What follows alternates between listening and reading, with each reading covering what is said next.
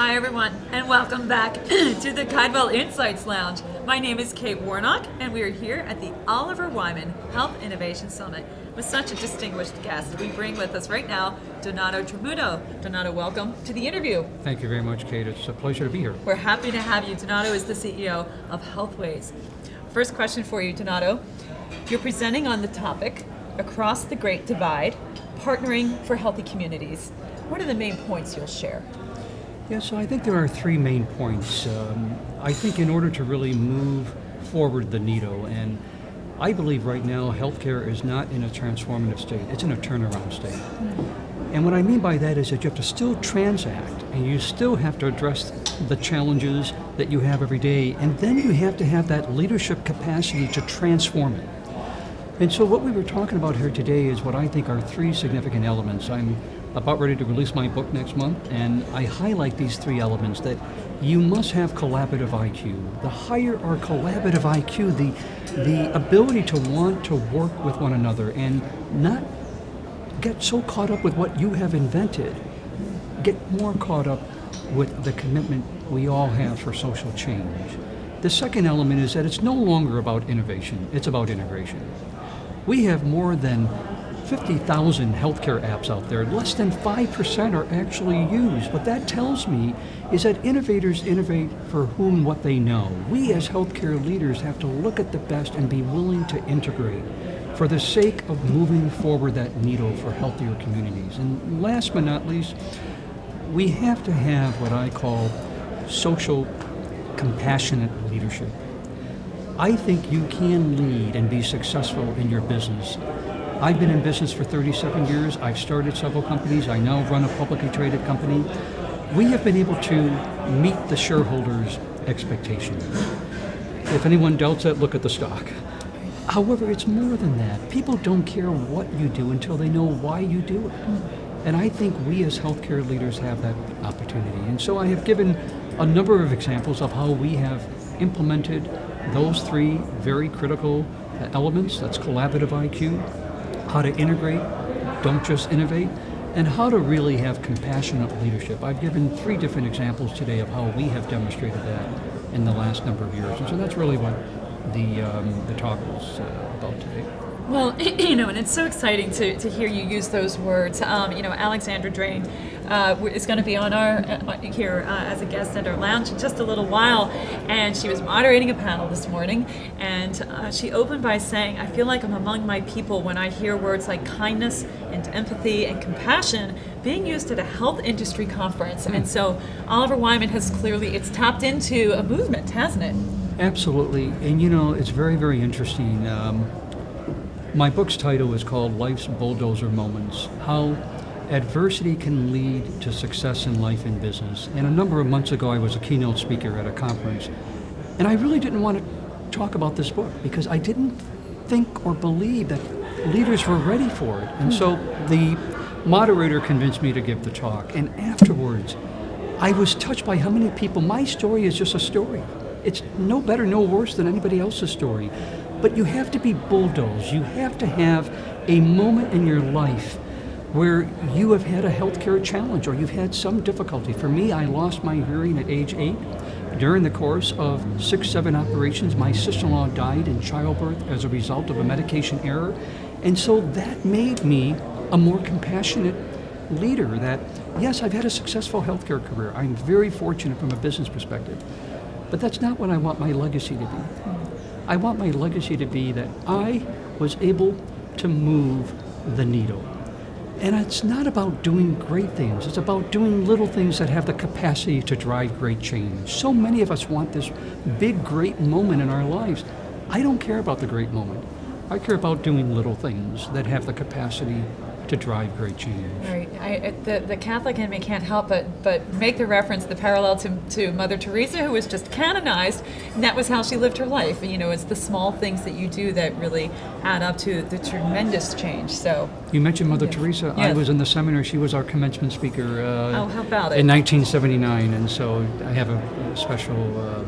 You've had some tremendous influencers in your life, haven't you? I have, and one of the recommendations that I think I've tried to guide my life is to target what you want to change. You don't have to change everything.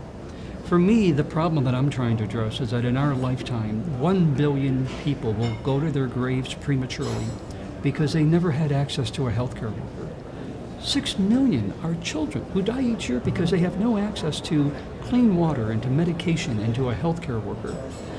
Many people have said to me, Donato, that's not our problem. I disagree.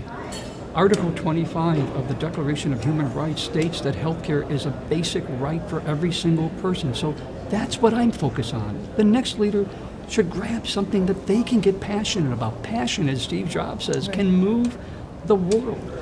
I'm not that naive to think that I'm going to lower that number to 0 in my lifetime. However, I can make some impact. And if it is lowered to 900 million in my lifetime, that means we have been able to move the needle for 100 million people. And I shared the story today about Healthy Villages, which is the not-for-profit that I started 5 years ago. And I had a lot of naysayers who said, it's never going to work and you don't really know much about third world countries. And I'm glad I never listened to them. By the way, anytime someone has ever said that, I've done the opposite. But all I did was take the healthcare technology that we had created in my last company, and we brought it to the developing countries like East Africa. In 2011, infant mortality was 100 deaths per 1,000 births. I realized that we couldn't educate enough doctors and nurses to take care of that problem, so we educated the local villagers, 90 of them. We presented them our tablets and our iPhones with the medical app on pregnancy. Today, infant mortality has been lowered to 30 deaths per 1,000. 70 more babies are alive. If that's all we did with collaborative IQ and with integration and with compassionate leadership, what more can I say? If each one of us can grab to their own targeted, focused problem, we can move this needle. Well, you're building such a legacy. I have one more question. I could talk to you all day. I have one more question for you, though. So, again, going back to, we mentioned Alex Drain, I know you're great friends with her. Do you ever see a day where social determinants of health, what Alex Drain calls the unmentionables, receive the same attention as chronic health conditions? And can there be equity in care delivery until we do? First of all, let me start backwards. No, I do not believe that we can ever reach equality. I stated to you, I am on the board of the Robert F. Kennedy Center for Human Rights, and so I have a very strong human rights side to me. And I do think that healthcare, we have proven it at Healthways, that healthcare is more than just physical. Since 2006, we have interviewed every single day 500 people. And the questions have been tailored toward their physical well-being, their passion, their social well-being, their community, and their fiscal well-being. And what we have found is that, for example, a diabetic patient, if they have a fiscal hardship, they will spend $18,000 more on their diabetic care than someone who has diabetes but has a better fiscal, makeup. Right. This is an issue that has to come out of the closet. We must address all of these other issues. I'm going to leave you with a great program that I'm now heading. It's called Silver Sneakers. Are you familiar with Silver Sneakers? I'm familiar with Silver Sneakers. Silver Sneakers is a program that is tailored towards the 64 plus population. And what we've done is we've brought together fitness centers, 13,000 of them. But let me tell you, we did not just sign up fitness centers. We have curriculums that brings the older person out of the home into a community where they're socializing with other people. Let me give you an example. I met last week a 93-year-old Silver Sneaker member, no children. She said to me, I would be in the hospital, I would be seeing my doctor, but then she pulled a picture out. She said, these are my 30 friends, they're Silver Sneaker members. She said, they take care of me. They bring me to the fitness center. We go shopping. They bring me a meal every week. 93 years old. And we have outcomes showing how it lowers the hospitalization and the physician visits. That's why I say healthcare is a turnaround. You've got to invest in this while you manage the day-to-day care. And so I don't think you can ever improve healthcare in our lifetime if you're not willing to address those social determinants. You know, and as you say, you know, looking at this 93-year-old woman's experience, health is social, and it's not something that you can achieve in a vacuum or by yourself. So, you know, thank you, Donato, for shining such a light on your experience and what you're passionate about. Well, I'll close with a funny story. This same 93-year-old lady, we were talking about the day that Lee Harvey Oswald was shot, and I said, no, it's November 25th, and she said, it's November 24th. I said, I don't think you're right. She said, Google it. 93 years old, and guess what? She was right. She was right. Sharp as a tack. Yes. Thank you so much. Oh I my really gosh, appreciate it. our pleasure, and you. so inspiring having you here at the Guidebolt Insights Lounge. Everyone, we're going to be up with another guest in just a few short minutes. Please keep watching. We'll talk to you then.